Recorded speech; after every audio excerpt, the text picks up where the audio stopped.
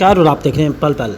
पंचकुला में आज जननायक जनता पार्टी की सदस्यता अभियान को लेकर के जिला प्रभारी और हल्का प्रभारी तथा सभी प्रकोष्ठ के प्रदेश प्रभारी एवं प्रदेशाध्यक्ष और अन्य बॉडी के जिला अध्यक्ष भी शामिल हुए। हल्का अध्यक्ष के साथ साथ विधायक और वरिष्ठ नेताओं की एक महत्वपूर्ण बैठक भी बुलाई गई। इस बैठक की अध्यक्षता जननायक जनता पार्टी के राष्ट्रीय अध्यक्ष डॉक्टर अजय सिंह चौटाला द्वारा की गई।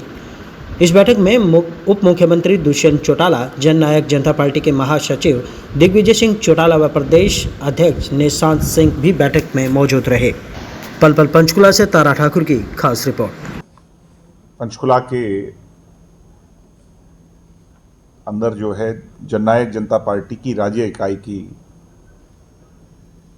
प्रमुख पदाधिकारियों की मीटिंग संपन्न हुई। डॉक्टर अजय सिंह चौटाला जी के नेतृत्व में जो पिछले 1-1.5 महीने का काम दिया गया था उस सारे को रिव्यू किया गया। हमें इस बात को बताते हुए ना केवल खुशी है बल्कि इस बात को कहते हुए गर्व है, 5 लाख नए सदस्य जोड़ने का जो अभियान जननायक जनता पार्टी ने जो बीड़ा लिया था और उसको एक्सटेंड किया गया क्योंकि बहुत अच्छा रिस्पॉन्स इसमें हमें मिला। आज मुझे कहते हुए खुशी है कि लगभग 6.5 और 7 लाख के बीच में सदस्यों को हमने जोड़ने का काम पूरा कर लिया है। मेंबरशिप कॉपीज सबमिट कर दी गई हैं। बहुत उत्साह हमारी पार्टी के लिए और विशेष तौर पर हमारे नेता हरियाणा के ओजस्वी उप मुख्यमंत्री भाई दुष्यंत सिंह चौटाला जी के लिए हरियाणा की जनता में देखने को मिल रहा है। इसके साथ साथ लगभग 1 लाख स्टूडेंट्स को जोड़ने का आज टारगेट दिया है, क्योंकि स्टूडेंट कॉलेजेस और यूनिवर्सिटी से जोड़े जाते हैं। पीछे एग्जामिनेशन का समय था, अब इनसो एक नई ड्राइव चला करके कैंप्स लगा करके हर कॉलेज, यूनिवर्सिटी, पॉलिटेक्निक जो भी संस्थाएं हैं उन तक जा करके 1 लाख नए लोगों को आज से जोड़ने का काम प्रारंभ करेगी। इसके साथ साथ पीछे फसल का सीजन था, जिसके कारण हमारी विधानसभाओं की जो रैलियां थी उसको स्थगित कर दिया गया था।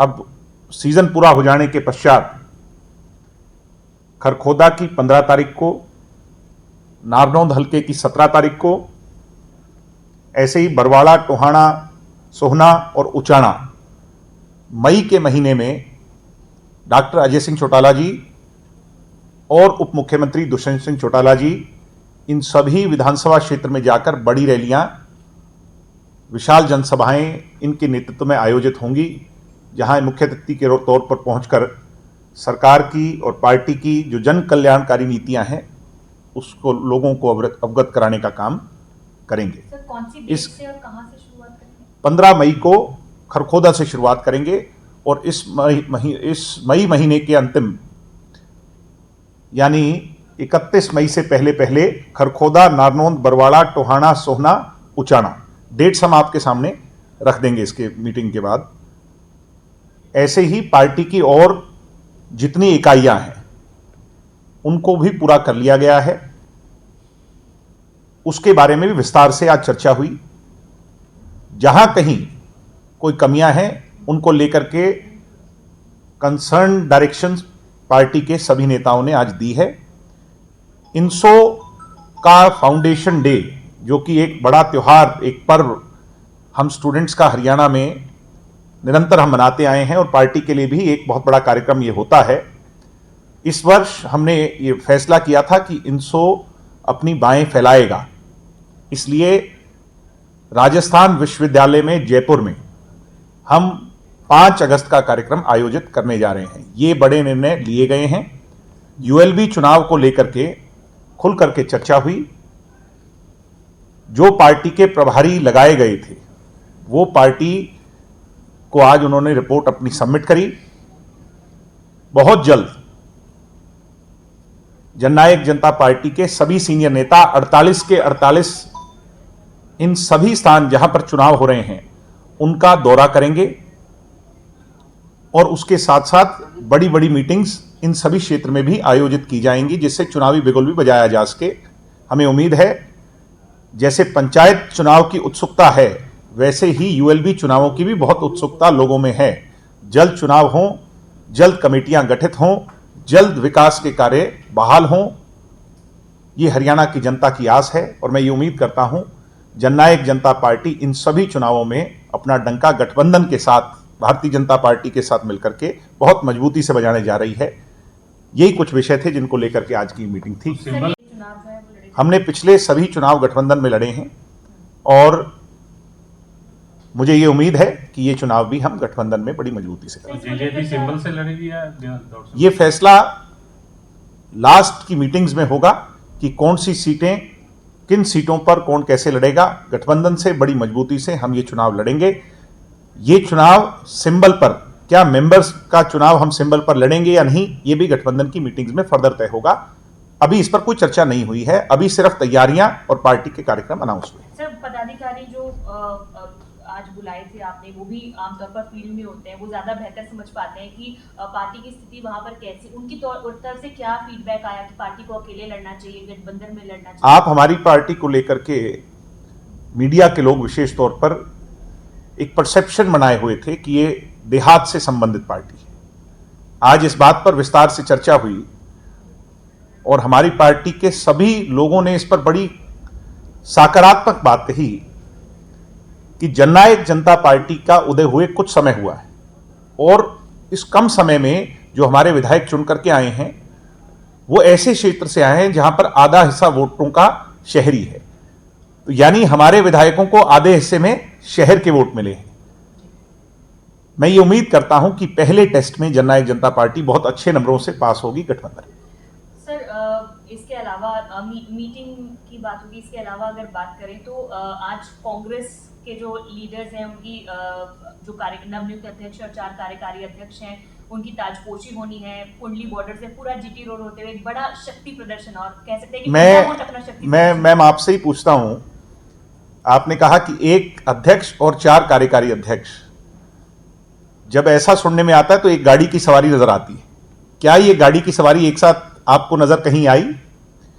मैं कांग्रेस के लोगों को एक साथ बैठा हुआ भी देख लूं तो भी मैं ये बात समझ जाऊंगा कि कांग्रेस यूनाइटेड हो चुकी है, मगर ऐसा नहीं है।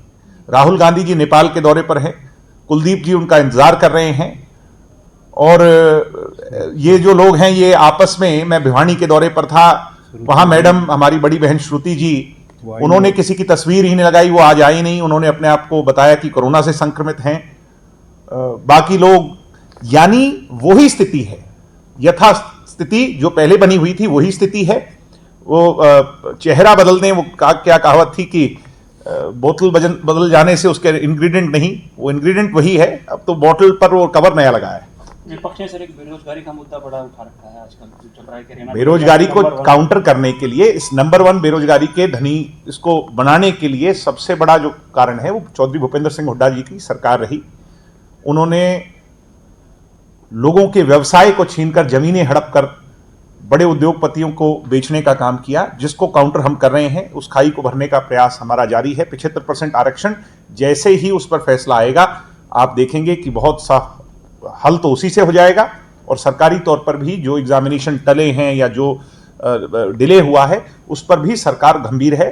सरकार भी ये चाहती है कि युवा बेरोजगार ना हो, युवा उसके साथ खड़ा हो, युवा रोजगार के अवसर पाए और किसी भी तरह से युवा को कोई कठिनाई ना हो, इस बात के लिए हम प्रयास। सर, 75% का आपने जिक्र किया, हालांकि उसमें स्टे सुप्रीम कोर्ट से हमें मिल गया है, लेकिन तो क्या अभी उसमें जो लेटर्स हैं और आगे का जो प्रोसीजर है युवाओं से वो हम मुझे खुशी है कि आपने कहा कि हमें मिल गया है, यानी हर हरियाणवी ये चाहता है कि 75% लागू हो, उसमें चाहे आप हो, चाहे हम हो, चाहे विपक्षी दल हो, कुछ लोगों को छोड़ करके वो अपने राजनीतिक सिद्ध साधना चाहते हैं। मैं उनका तो नहीं कह सकता। अगर यूनिमोनियसली ये पूरा हरियाणा ये चाहता है कि 75% लागू हो, अदालतें भी वो फैसला करती हैं जो जनहित का हो, मुझे उम्मीद है कि वो फैसला होगा। तो पंजाब में जैसे आम आदमी पार्टी की जीत के बाद हरियाणा में जैसा उठा था, तो आप उसको कैसे देखते हैं आने वाले समय? नहीं, ऐसा कुछ हुआ ही नहीं था। ये हम सिर्फ कयास लगा रहे थे। आम आदमी पार्टी की हवा तो पहले दिन निकल गई। कहीं भी चुनाव लड़े जाते हैं चेहरे पर। आज हमारी पार्टी का चेहरा दुष्यंत जी है, उनके चेहरे पर हमने चुनाव लड़ा। भगवंत मान के चेहरे पर चीफ मिनिस्टरशिप हासिल हुई, सरकार बनी। हरियाणा में कोई चेहरा नहीं है। ये बात मेरी आज आप लिख लीजिए। शायद मैं इतना राजनीति में मैच्योर नहीं हूं, फिर भी मैं कह सकता हूं कि चेहरा जब तक नहीं होगा, जब तक आम आदमी पार्टी का हरियाणा में उदय नहीं हो सकता। और चेहरा मेरे हिसाब से आज की इस पूरे परिप्रेक्ष्य में मुझे कोई नजर नहीं। सर लेकिन इस बात से डिनाई नहीं किया जा सकता कि सक्रियता जो है वो कहीं ना कहीं बढ़ रही है। हर एक सक्रियता मुद्दे पर- किसी भी दूसरी स्टेट के अंदर जब कोई नजदीकी पड़ोसी क्षेत्र में नई सरकार बनती है तो वो दूसरी पार्टियां अपनी सक्रियता बढ़ाती हैं। अगर हमारी सरकार यहां बनी तो हम भी सक्रिय हो रहे हैं दूसरे अन्य प्रदेशों में। हम भी इस अपॉर्चुनिटी को करना चाहते हैं, वो भी कोशिश कर रहे हैं। डेमोक्रेसी इसी को तो कहते हैं कि डेमोक्रेसी। लेकिन सर उनके जो ट्वीट वॉर्स वो खेलते हैं उसको लेकर आप क्या कहेंगे? बीते दिन वो देवेंद्र बबली जी के ऊपर भी उन्होंने कहा, जब वो ट्वीट का जवाब ट्वीट का जवाब देवेंद्र बबली जी ने उनको ट्वीट पर दिया। और भ्रष्टाचार के मुद्दे कोई बार बार उठा रहे हैं। मैं ये कहना चाह रहा हूं कि let's all have why only आम आदमी party, let's all have a healthy debate. कौन सा भ्रष्टाचार, कौन सा, किस भ्रष्टाचार की बात कर रहे हैं? जिस भ्रष्टाचार की बात आप कर रहे हैं उसी का दंड जिनने भ्रष्टाचार किया उन्हें मिला। क्या इससे ज्यादा या इससे कम आम आदमी पार्टी के पास कोई ऐसा एविडेंस है कि जिस पर सरकार कार्रवाई ना कर रही हो? Thank you.